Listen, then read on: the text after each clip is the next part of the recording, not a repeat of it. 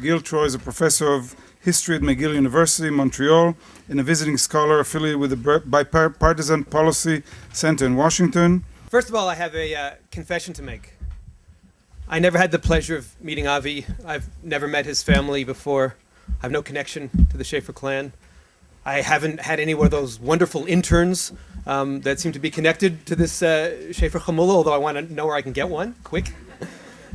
But I do know Ilan Izrahi. And when Ilan calls me and says, can you help out? I always say where and when. And I think we should take this moment to thank Ilan for all his work and his vision. So Ilan calls me and a couple months ago, and he tells me the story, and he asks me to participate, and I type down in my calendar, Avi seminar. And then I come back from a trip to the States a week and a half ago, and I look at my calendar, and it says Avi seminar. I go, what the hell is this? Who is this guy? And I have to say that after that movie and after this day, I will never ask who was Avi again. What an amazing, amazing human being, and what an amazing story, and what you as a family have done to take this horrible trauma and turn it into something. I'm really very moved, and I'm honored to be a part of this. And now I have this hard job of how do I pull this all together. And I have to say that, hearing these profound thoughts, hearing Yossi Klein Halevi define anti-Semitism historically as the phenomenon where each civilization picked the thing that it most hated and connected it to the Jew. Hearing this panel where we heard again and again, find your voice, find your rhythm, find your vision. Hearing the challenge at the beginning from Einat Wolf, go back to basics.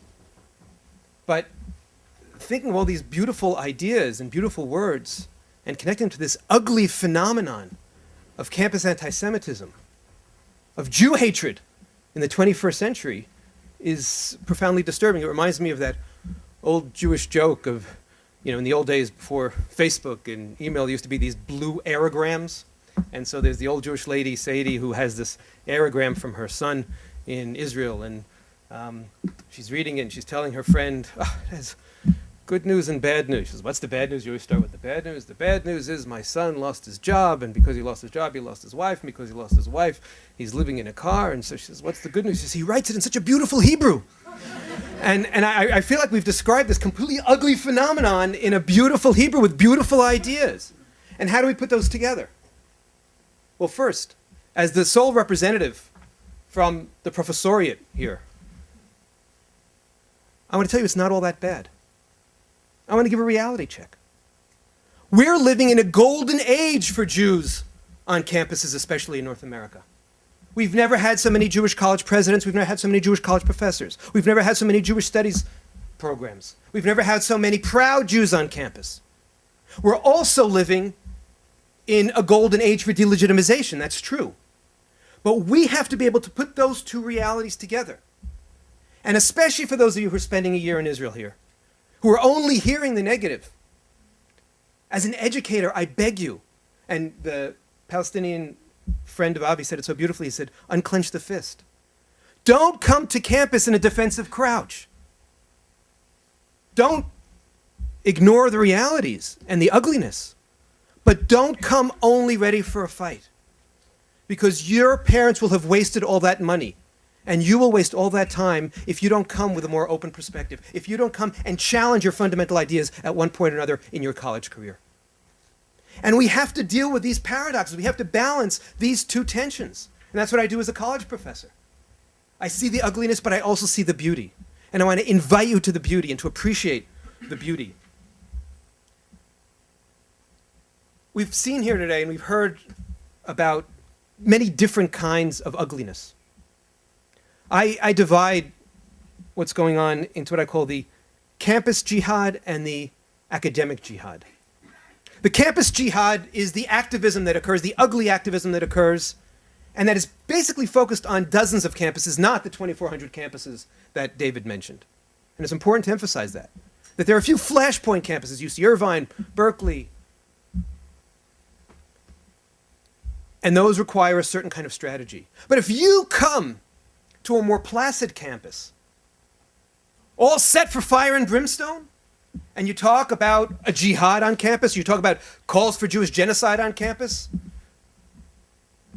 and you're fighting a phantom, you will lose credibility.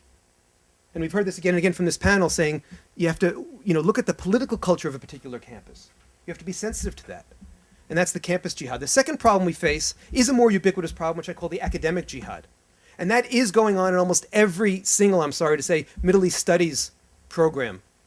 Because the Middle East Studies Association has become a center for anti-Israelism. And that requires a more subtle fight. That requires an opportunity and a strength to stand up sometimes and say, I see academic malpractice, that's what I call it, when it's occurring. And to learn how to get fellow students to witness it and to say that shall not stand. But the truth is, this is also alluded to in this panel, most campuses are, and most students are in what we could call the careerist snooze fest. They're not engaged in the fight. And I go back to Michelle's confession, and I think it was very important to learn from mistakes. That if we're too hysterical and if we're too, and if we're pushing too hard, we'll lose the most important audience. We heard this again and again. The important audience is not the shouters, because we're never going to convince them. It's the people in the middle, what I call the real people, not us and not them. Our fellow students, our future leaders, as we heard again and again. And I want to echo something that Ilan Wagner said. Democracy is our friend. Multiple voices are our friends. Pluralism is our friend. Because, thank goodness, in going back to a North American campus, and I want to bring some Canadian content here, so on the Canadian and American campuses, you're coming to a democratic environment. And so we don't necessarily need one hymnal, one prayer book. We should take advantage of the different voices so that we can have this big, broad tent that Lital was talking about. What I hear from today is fundamentally three important lessons. One, again and again, we heard go from defense to offense, from being reactive to proactive. That we can't just be in that defensive crouch. We have to find our voice. And second, I heard again and again, this started with Einat Wilf's very important framing. She said we have to go back to basics. And going even more basic than the question of, as Yoav mentioned and Avi mentioned it in the interview, the right of the Jewish people to have a Jewish state. We have to really ask that. We have to drill down and say, why a Jewish state? And that gets to a real question of, what does it mean, this crazy thing called Jewish peoplehood? Because in the real beautiful experience of American and Canadian Jews in the last 40 or 50 years, where we've really been accepted, part of the embrace has come from the fact that there's this notion of the Judeo-Christian ethic. And we've been told we're exactly the same as Christians. And with all due respect to my Christian brothers and sisters, I sat with 10 ministers this week, and we talked about it, and I used similar language. Judaism isn't exactly the same. And this goes to that important question that was asked about the relationship between Judaism and Zionism. Fundamentally, what we're really talking about is that Judaism is this unique phenomenon of a people and a religion. My teacher, Steve Copeland, used to say that Judaism is an Oreo cookie. Just like you can't have a Oreo cookie without the cream and the cookie part, so too you cannot have Judaism without the peoplehood part and the religion part. Pesach, a holiday of national liberation and a moment of religious redemption. The Kotel, a holy place and a national place. That's one of the things that's very confusing and doesn't make sense to so many people. And if we start with that conversation, we get to that conversation that Ilana was talking about Jewish identity. Who are we? What are we? What is that narrative that Yossi Klein Halevi mentioned? And we start understanding who we are and we start explaining who we are, even in an age of faux cosmopolitanism, even in an age where, as my mother says sometimes, you're so open-minded your brains fall out. And we have to say, no, in fact, in order to achieve true universalism, in order to achieve true idealism, the deep idealism that Yoav mentioned at the beginning, we have to know who we are. We have to be rooted in our own story. And that's our challenge.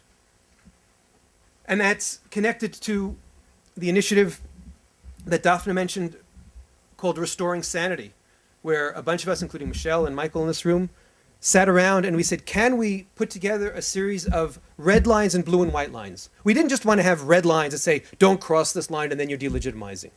We also wanted to articulate blue and white lines to affirm. Because, again, we've heard this repeatedly from David, from Shachar, that we need to have a positive vision. We need to have a positive story. And so I urge you to go on the website and look at Restoring Sanity. And I should say that we came up with that idea before Jon Stewart did. And then when Jon Stewart had his big march, we debated, should we? No, but well, we're going to hold on to that idea because restoring sanity is necessary both in the American context and in the Israeli context. And ultimately, it really comes down to the question that Noah asked. Not what are we against, but what are we for? And we have an opportunity here, and I think we've been so inspired today, to sing a new song of Zion.